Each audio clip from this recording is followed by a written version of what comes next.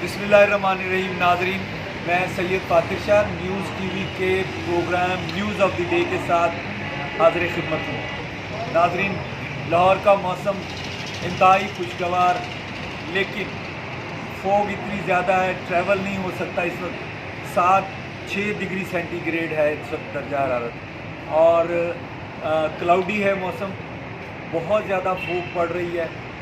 ठंडक का एहसास बाहर खड़े होकर हो रहा है। मैं इस वक्त स्पीक ट्रेड सेंटर के बाहर हूँ और आपके सामने ये मेरा कैमरा मैन आपको दिखा सकता है क्या मुल्क में ये पुल जो है, ओवरहेड ब्रिज जो है, वो बिल्कुल दिखाई नहीं दे रहा और हर चीज़ जो है वो धुंधला गई है। हम 2021 का पहला दिन आज इस फॉग में गुजार रहे हैं और पहाड़ी इलाकों का न जाने क्या हाल होगा, ये आप इस लाहौर के मौसम से अंदाज़ा लगा सकते हैं। जीते रहिए। Thank you very much.